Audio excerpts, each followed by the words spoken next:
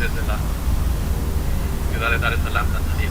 Quiero saludar especialmente a la doctora Marta Stechmaester, directora de la maestría y facilitadora de este evento virtual. De la misma manera quiero saludar al padre Rodolfo Cardenal, tutor de mi tesis, profesor de la maestría, y al padre John Sobrino, igualmente profesor de la maestría y lector de mi tesis. Quiero agradecerles especialmente por haberse tomado el tiempo y el esfuerzo de leer mi trabajo de tesis y evaluarlo, y sobre todo por acceder a este modo no tan común de defensa. También quiero agradecer a Rodolfo Ascanio por el soporte técnico, y desde este lado, que me acompaña y siempre me apoya, mi esposa Sofía, que está aquí conmigo. También saludo a todos los presentes. Como digo, mi presentación se divide en tres partes.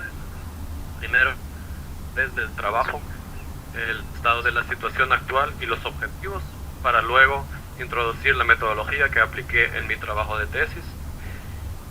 Y en la tercera parte, que es un poco más extensa, quiero defender tres afirmaciones que serán un tanto provocativas, y las cuales quiero defender en base a mi trabajo de tesis. Escucho un poco el eco, no sé, tal vez me quito el audio a mí si me escuchan bien, y así voy solo hablando, porque si no me confundo.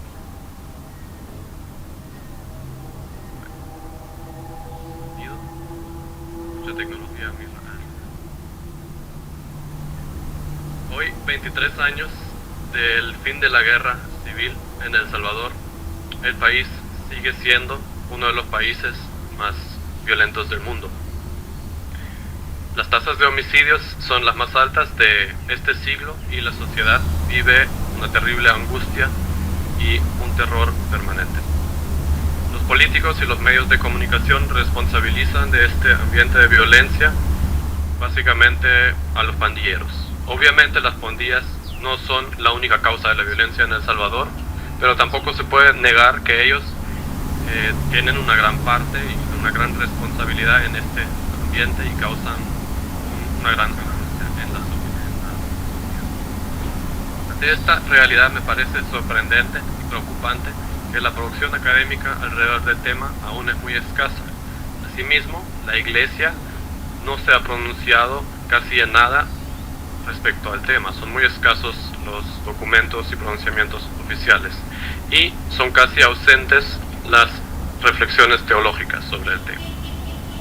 Sin embargo, una iglesia que, según Gaudium et Spes número 4, está llamada a conocer y comprender el mundo en que vivimos y a escrutar los signos de los tiempos, no puede permanecer pasiva ante esa realidad. El Evangelio de Jesucristo es un mensaje exigente, radical y conflictivo, que nos exige luchar por el reino de Dios, y esto necesariamente pasa por la verdad, la justicia y el perdón. Es justamente aquí donde se ubica el objetivo central de mi trabajo, que es acercarse al tema de la violencia en el contexto de las pandillas en El Salvador, y discutir posibles vías de su redención desde la perspectiva de la teología de la liberación. Aunque se trata en su gran parte de un trabajo bibliográfico, mi punto de partida es la vivencia de la realidad. Tuve la oportunidad de vivir 2 años en El Salvador, estudiar, trabajar ahí, y pude conocer ahí de cerca vida y historia de muchos salvadoreños, muchas salvadoreñas de muy distintos contextos sociales. Es así que en el trabajo se ven reflejados varias entrevistas formales e informales que realicé en ese tiempo con expertos en seguridad y mediación, con jóvenes migrantes, con pandilleros, con teólogos, y asimismo experiencias de observación participante que tuve en diferentes visitas de campo y actividades en zonas con incidencia pandilleril. Sin embargo, como dije, la gran parte del estudio es un estudio bibliográfico, y busca recoger y relacionar las principales teorías científicas y conceptos sobre el tema. Estos son, por una parte, desde las ciencias sociales, de la filosofía, ciencias políticas, psicología social, antropología, sociología, y por el otro lado, escritos emblemáticos de la teología de la liberación. También escritos eclesiales, documentos importantes eclesiales. Todo esto voy complementando con artículos periodísticos y escritos y documentos virtuales más recientes. Mi trabajo de tesis se compone de 3 partes, básicamente. La primera parte es un estudio, un análisis de la realidad, donde me acerco al fenómeno de la violencia en El Salvador en el contexto de las pandillas sobre todo. La segunda parte es la reflexión teológica, donde reflexiono desde la teología de la liberación sobre este análisis previo de la realidad. Y la tercera parte es un poco más propositiva, donde busco señalar algunas vías posibles de una reconciliación y de una praxis humanizadora y el rol de la Iglesia y de nosotros como cristianos en esto. En su composición en general, el trabajo alude obviamente al método latinoamericano, que es ver, juzgar, actuar, aunque en cada una de las partes se encuentran cada uno de estos 3 elementos en sí. En general en el trabajo aplico el estilo narrativo y busco hacer una síntesis teológica de teoría y praxis. Bien, voy a pasar a la parte principal, que son los principales logros de mi trabajo. Voy a presentar la primera tesis y en lo siguiente voy a defenderla en base a mi tesis. Tesis 1. La violencia de las pandillas tiene un carácter social y puede incluso ser interpretada con ciertas reservas en términos de violencia revolucionaria. Aquí me parece importante brevemente aclarar qué es lo que entendemos por violencia. El psiquiatra estadounidense James Gilligan define la violencia como la muerte o incapacidad provocada por medio del daño físico o del trauma causados por la conducta y las opciones humanas y por lo tanto por la mente humana o psique. Gilligan ve como causa de toda violencia el sentimiento de vergüenza o de humillación percibido por el individuo como una amenaza a su identidad o su autorrespeto. O sea, el individuo ofensor percibe una humillación como una amenaza a su propia identidad, su imagen, su autoestima. Y esto en ausencia de estrategias no violentas para resolver conflictos y en ausencia de sentimientos como amor, miedo o culpa, esto puede llevar a conductas violentas. Esto aplicamos a la cultura de la violencia en El Salvador, o sea, el contexto salvadoreño. Si vemos brevemente la historia de los últimos siglos, la colonia, las reformas finales del siglo XIX, la matanza del 32, la opresión de las masas populares de los años 50, 60, 70, la guerra civil, en todos estos acontecimientos podemos ya ver patrón de dominación, de despojo y de opresión presente en la historia a lo largo de los siglos. Es Ignacio Martín Baró quien dice que la reciente guerra civil ha dejado huellas y heridas en el pueblo salvadoreño y que en su gran parte hasta el día de hoy no son reconocidos ni mucho menos atendidos. Estas heridas, huellas individuales en un nivel social se traducen en lo que él llama un trauma psicosocial y se expresa en la sociedad actual en la desconfianza colectiva, en la sed de venganza, en la opción por la violencia como opción para solucionar los conflictos y el temor y el odio colectivo. Con los acuerdos de paz y la época de la posguerra sabemos que el problema no se solucionó de manera política, pero las causas de la guerra, la cuestión socioeconómica quedó vigente y sigue siéndolo hasta el día de hoy. Y con esto, junto con la disponibilidad de armas, la debilidad del sistema judicial,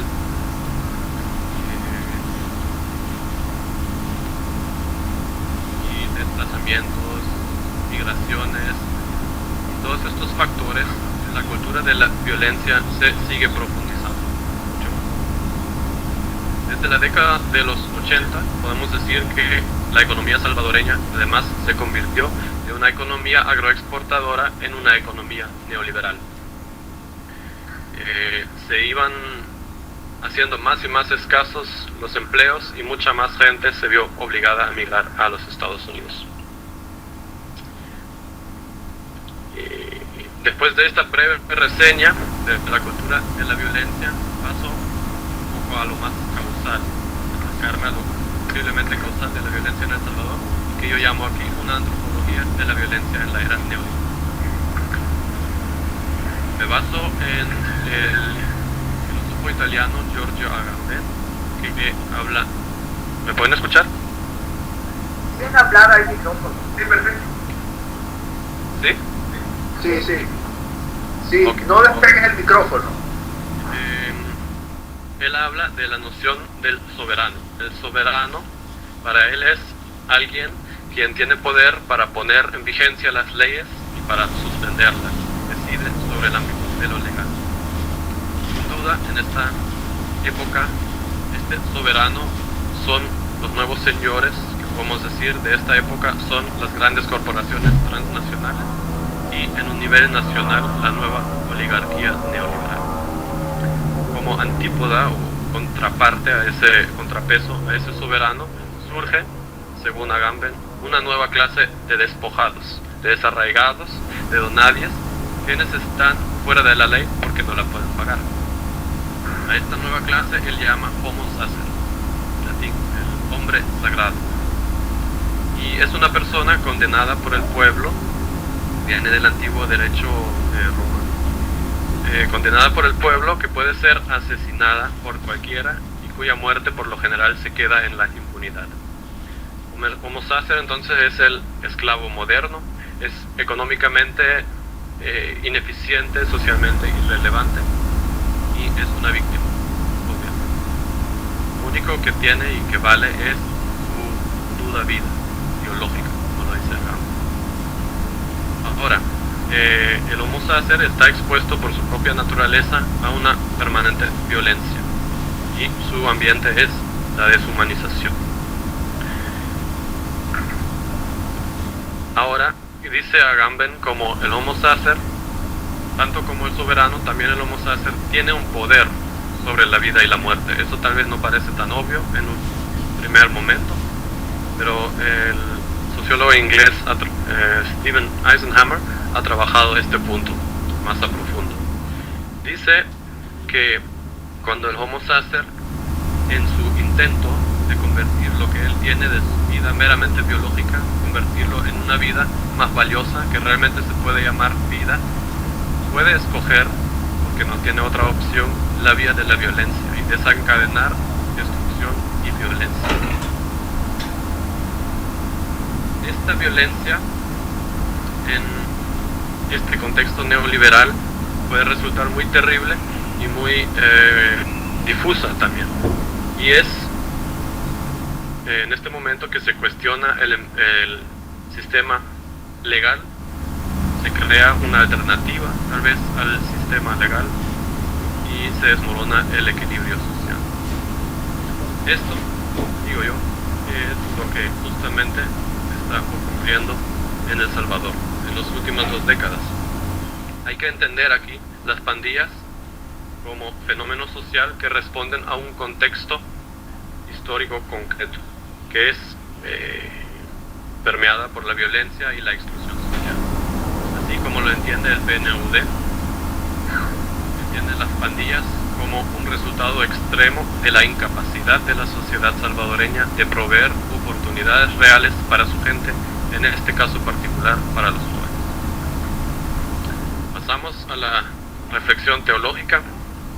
Durante la época de la Guerra Civil hubo una discusión rica entre teólogos de la liberación sobre la ambigüedad de la violencia.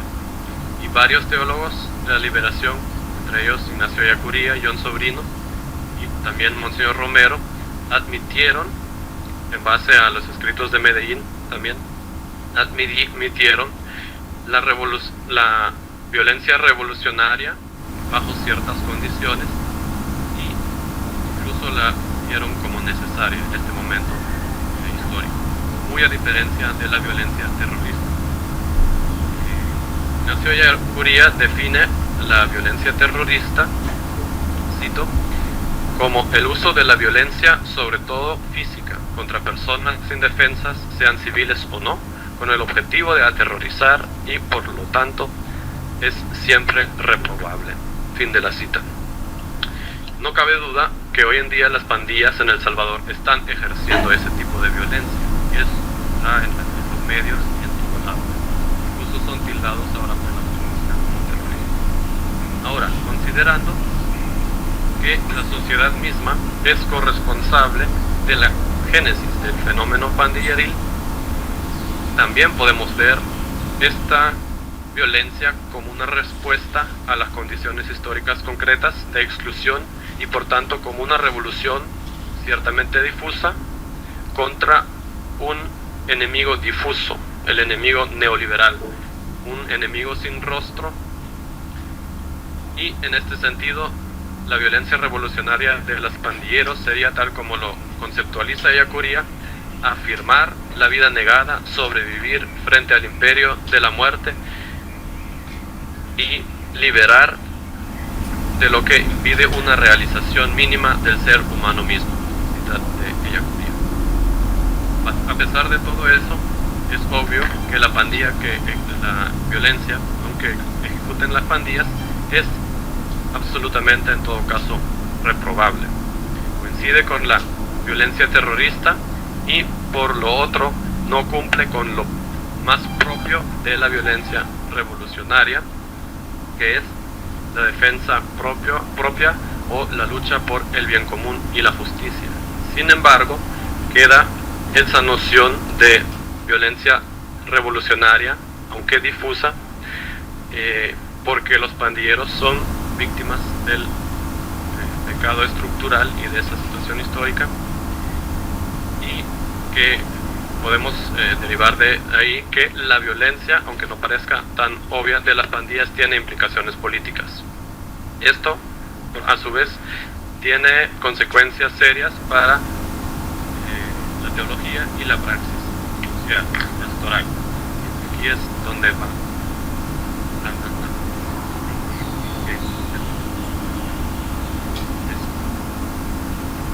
¿Todo bien con el audio por ahora? ¿Me pueden oír? Ahora sí. Sí. Ok.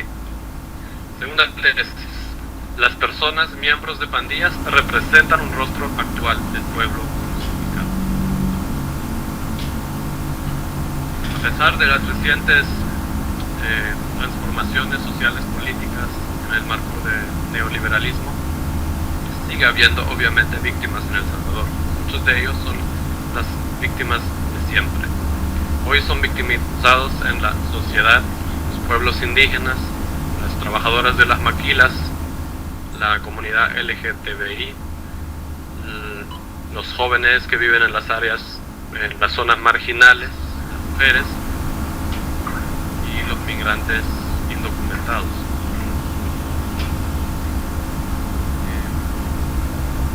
Todos ellos, en su condición de víctimas que depositan toda su esperanza en Dios, son lo que Ellacuría llama los pobres con espíritu, y de ellos, según Mateo 5, es el reino de los cielos.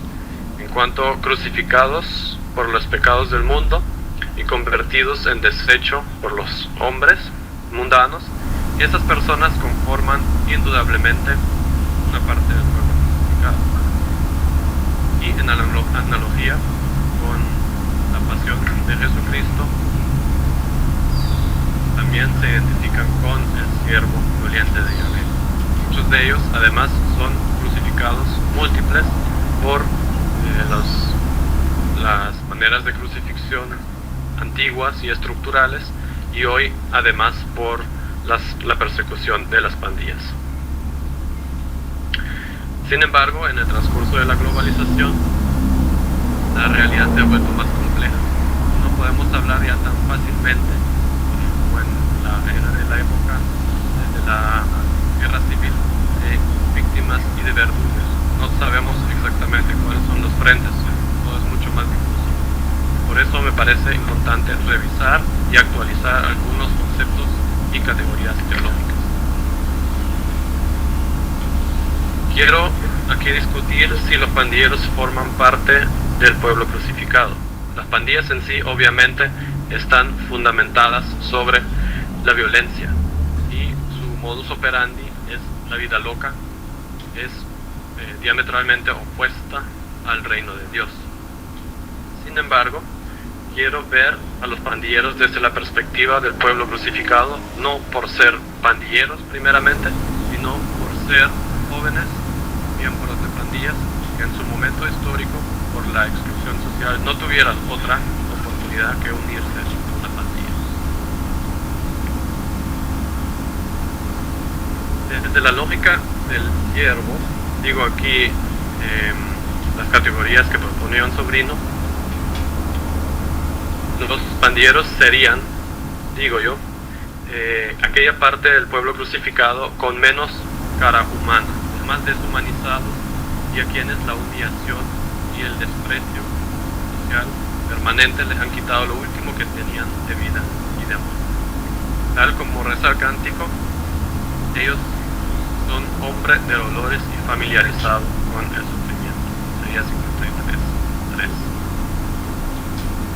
Isaías 53:7 habla de que los pandilleros habla del siervo, y es comparado con una oveja que es llevada al matadero y permanece muda cuando la esquina.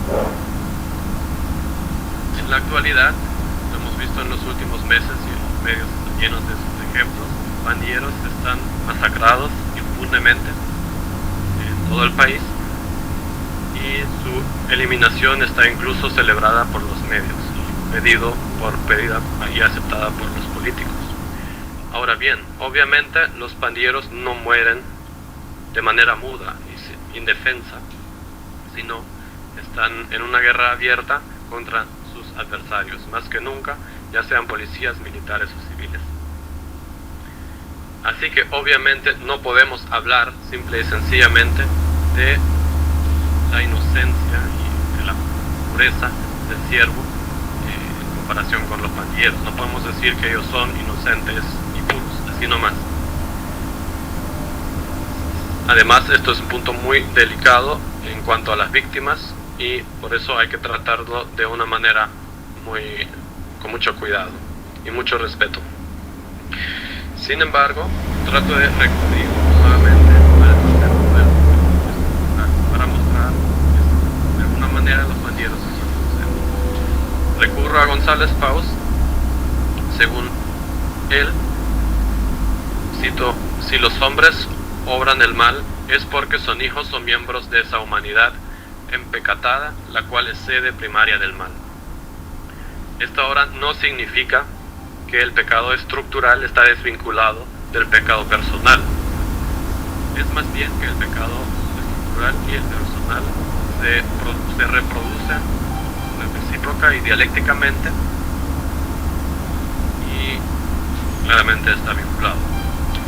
En cuanto a los pandilleros, podemos decir que por su condición de homo sacer y de excluidos de la sociedad, ellos no han participado de lo que González Faust llama el pecado estructurante, y que es lo que ha creado las estructuras opresoras y excluyentes en la sociedad. Son esas mismas estructuras excluyentes, él lo llama el pecado estructurado, que ha convertido a estos jóvenes y a estas personas en pandilleros y en víctimas.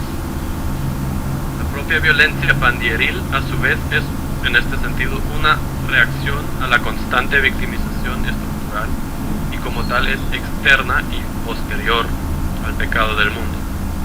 Ahora bien, no cabe ninguna duda que cada uno de estos actos violentos de las pandillas son en sí mismas pecaminosas.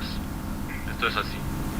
Sin embargo, visto desde la dinámica social, hay que reconocer que los pandilleros en su condición primaria de víctimas del pecado estructural son inocentes y resultaron, como dice el cántico, heridos de muerte por los crímenes de su pueblo, es decir, de la violencia institucionalizada y social.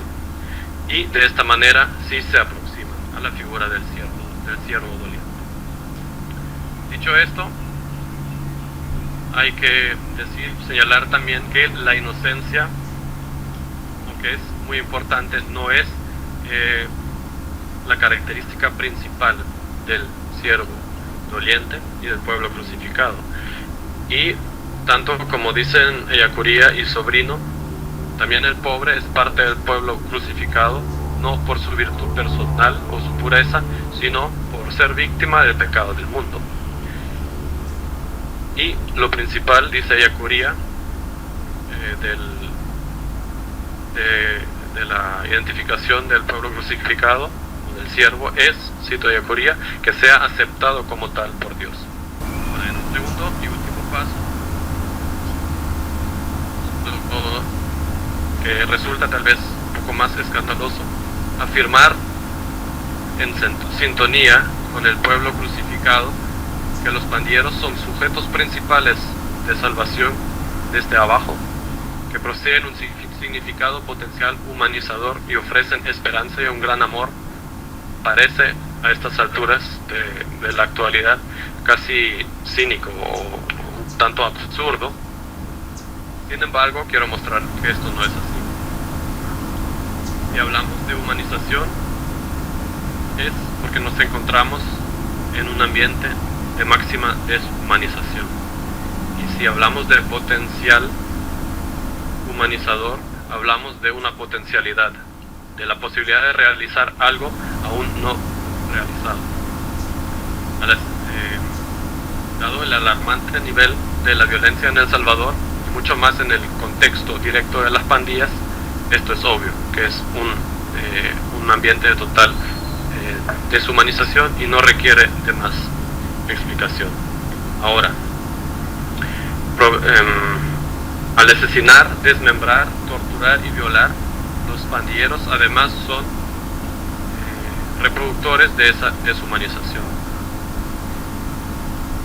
Aquí, en este nivel muy último y muy desechado de la sociedad, es donde los pandilleros convergen con el siervo doliente. Es en esa máxima desfiguración de la existencia humana, de la vivir más en la muerte que en la vida, es ahí donde brota y donde puede brotar el retoño de la esperanza y de la salvación. Eso, en lo concreto, quiero mostrar en el caso de un proceso que hubo en El Salvador. El 9 de marzo de 2012, los principales líderes pandilleriles firmaron un pacto de cese de hostilidades que redujo la tasa de homicidios de la noche a la mañana por la mitad. Obviamente, esa tregua no fue la solución para el problema de la violencia en el tiempo, mucho menos la salvación consumada. Sin embargo, lo que hizo fue dar esperanza, y esperanza de que otro país es posible y que hay una alternativa a la violencia. Y esa esperanza vino en gran parte también de los pandilleros, porque ellos fueron parte de ese pacto y lo cumplieron hasta cierto punto. No hay duda, nuevamente hay que repetir, que los actos de violencia bestial y terrorista con los cuales las pandillas han estado castigando a la sociedad salvadoreña, y que cada uno de esos casos son absolutamente opuestos al reino de Dios. Por lo tanto, exigen respuestas contundentes de un sistema judicial eficiente y justo. No obstante, lo que tienen los pandilleros de víctimas inocentemente crucificadas De ahí yace una fuerza humanizadora muy poco explorada aún, y que será indispensable para construir una paz integral y sólida en El Salvador. De aquí paso a la última tesis, que es un poco más breve, antes de terminar. La redención de la violencia y por tanto la paz en El Salvador solo son posibles con la participación de los pandilleros. Según John Sobrino, la tarea más específicamente cristiana es la de redimir la violencia. Esto implica minimizar sus males y maximizar sus bienes, humanizarla y, en última instancia, acabar con ella. Esto es parte de algo más grande, de la reconciliación con Dios, hacia donde apunta la creación entera. Con José Combling podemos decir que no es posible esa reconciliación última con Dios si no hay antes una reconciliación de la humanidad consigo misma. Esa reconciliación de la humanidad no es algo espontáneo, rápido, sino es un proceso largo y difícil, social y sujeto a la libertad humana, y por tanto es también propenso al fracaso. Digo yo que en El Salvador el último proceso de reconciliación que hubo con los acuerdos de paz, posterior a eso, ese proceso fracasó. ¿Por qué? Porque no cumplió con las necesidades, las condiciones fundamentales de una reconciliación verdadera, que son la verdad, la justicia y el perdón. Y en esto me baso a Sobrino.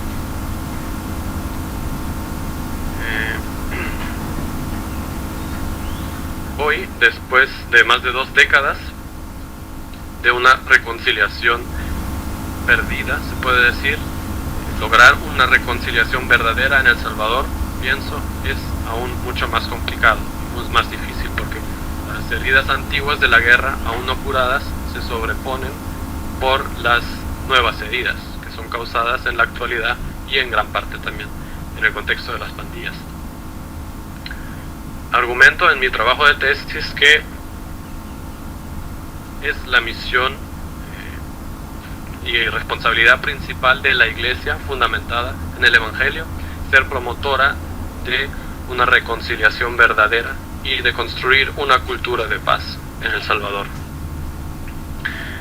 ya que las prácticas represivas de eliminación de todos los pandilleros no es una vía viable para acabar con la violencia, ni mucho menos cristiana. No nos queda otra alternativa como sociedad que buscar una vía que incluya a los pandilleros, además siendo ellos víctimas del pecado estructural y rostro actual del pueblo crucificado. La Iglesia debe oír y atender su clamor por misericordia y justicia. Esto suena fuerte y esto es fuerte para realizarlo, y es muy delicado. Hay mucho dolor y rabia en la sociedad frente a los pandilleros, y esto es comprensible, pues es humanamente comprensible estar en la posición del hijo mayor viendo que el padre organiza un banquete para el hijo pródigo que acaba de volver. Lo mismo estar en el rebaño de las 99 ovejas, estar en esa posición cuando el pastor salió en busca de la oveja perdida. Sin embargo, pienso que una paz sólida y verdadera en ninguna sociedad es posible si algún miembro, algún sector de esa sociedad se queda fuera. Pues para eso el objetivo es humanizar a los más deshumanizados, a los más desfigurados, y desde el reverso, desde lo perverso de la historia, humanizar la creación entera. Esto implica, primero, la prevención eficiente y efectiva de la violencia para que los jóvenes salvadoreños de hoy no tengan la necesidad de entrar o unirse a una pandilla. Segundo, significa también el diálogo con las estructuras actuales y activas de las pandillas y la búsqueda de humanizarlos. Tercero, eso implica trabajar activamente en la reinserción reinserción y rehabilitación de los expatriados. En concreto, presento en mi trabajo varias experiencias positivas donde las distintas iglesias de diferentes denominaciones en El Salvador ya se han encaminado en esa dirección y han tenido éxitos también. Una de esas vías que me parece muy interesante y es muy exitosa es la conversión religiosa en el ámbito evangélico pentecostal. Aparte de que la pandilla, en este caso, acepta y vigila incluso la opción del converso, el nuevo converso expandiero encuentra además en la comunidad religiosa una comunidad de hermanos que lo acogen con amor y tiene ahí la posibilidad de superar su trauma antisocial a través de la literatura que se llama la vergüenza reintegrativa. Esta práctica en la realidad ha dado muy buenos resultados de reinserción. Sin embargo, quiero criticar desde la teología de la liberación que bien se trata aquí de una reconciliación con Dios, que es importantísima. Sin embargo, hace falta la reconciliación con los demás y sobre todo con las víctimas de su violencia. El elemento clave que falta aquí es la justicia. Es por eso que propongo aquí complementar esa praxis de la conversión cristiana, complementarla por el elemento de la justicia, en este caso más específico, la justicia restaurativa. Mientras que la justicia retributiva, que es la común que se aplica en nuestras naciones y sistemas legales, entiende el crimen como una ofensa a la ley y al Estado, y por eso busca castigar al presuntamente culpable. La justicia restaurativa se centra en la atención de la víctima y sus necesidades y busca restaurar las relaciones rotas en el tejido social, tomando en cuenta también al ofensor, la comunidad y las responsabilidades respectivas en este entramado social. Esta restauración y humanización de las relaciones sociales en lo muy concreto tiene que proyectarse desde lo concreto, desde la comunidad a la sociedad entera y desde ahí al mundo entero, y humanizar la creación entera. Y pienso que como iglesia, pueblo de Dios, hay que trabajar conjuntamente por una cultura del diálogo, del mutuo respeto, y así, como lo dice ella Curía,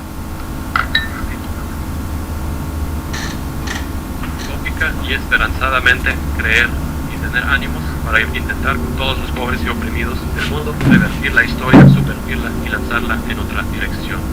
Con esto termino mi presentación y muchas gracias por su atención. Muchas gracias, Benjamín.